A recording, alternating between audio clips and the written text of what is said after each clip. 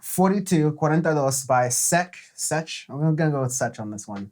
It's 11 songs, 36 minutes long, and it's like reggaeton mixed with neo-pop kind of deal thing. It's definitely reggaeton. It's Yeah. that Latin reggaeton like Bad Bunny and a couple other people. So while like Bad Bunny, which we talked about a little bit last year, is a lot more poppy, I would say. For sure. This is a little bit more clubby, like I said, reggaeton laid back. Yeah. And I think there's a couple of different like flourishes here and there, like you do find in Latin music, where like there's taking little things that are popular in alternative music here and there, and other little like trappy rap parts that are not too overbearing.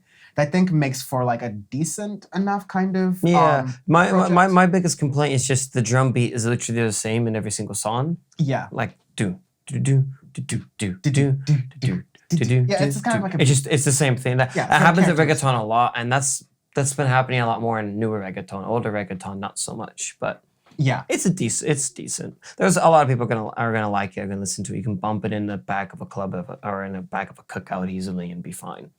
Yeah. Pata Abajo kind of starts with like a big like clubby sort of intro announcing sort of like I'm here announcement sort of deal that a lot of these things do. But it's upbeat enough, but like I said, it's not like super poppy, crazy lights and drums all the time happening to you. You get into Mi Ex Que Somos, which are very like songs going into love and relationships that have a surprising amount of depth from like the bits of Spanish that I was able to pick in and like understand.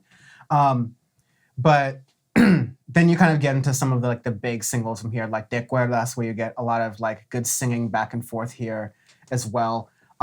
These are things that just can play pretty like inoffensively in the background for things. Easy crowd pleasers. Cloud pleasers. I know what you do because it's very hard to do those kind of things, but I think of like a cloud sort of like in the wind massage kind of deal. I don't know. I miss airplanes. You and me both. Yeah. But no, De Cuerdas actually really like, it's got like a good beat to it, but like you said, if the reggaeton drum thing like gets like repetitive for you, then I can understand that's definitely there. I sort of like have this experience where I'm listening to electronic music, for example, and I'm trying to listen to it outside of like me being a big electronic music person.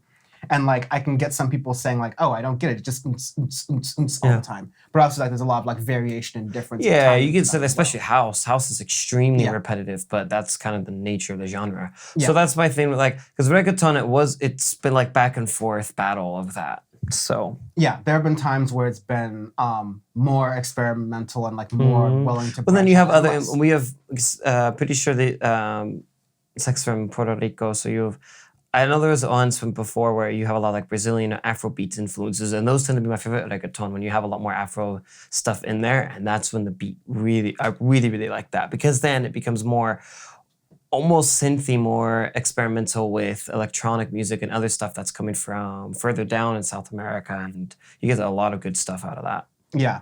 Like one of the better parts about Major Lazer that I liked was that you're constantly introducing all of these things so much, especially in like Afro-Caribbean Latin beats that like, other than Diplo routinely fucking up the songs, like there would be a lot of different like range and difference to at least a lot of the earlier Major Lazer tracks, because you were doing so much of that blending on the fly, and that blending worked really well in that. In here, 911 is probably like the more popular song in here, but I actually liked the vibe of Playa a little bit more. Okay. It just seemed like a little bit more of a, like they're kind of going for a similar thing, and I kind of get to your point, like yeah, they kind of like start to sound even similar in tempo and pace. Yes. But I think the collaborations that are also appearing on the song help to give it a little bit more variety and depth, and add to the sort of the beach vibe that the song is going for. Yeah, like overall, pretty like, again, for the three things that we listened to out of this week, this is the better one. It's not saying much, but it is the better one. Yeah, we could still have a little more range, a little more experimentation, a little more going past even like you can keep the structure, but just like make different sounds and noises with the drum and some percussion, and that'll just make a world of difference too. But it's still more variety than a lot of like American music and rap and trap and such. So at least there's that arbitrary scale.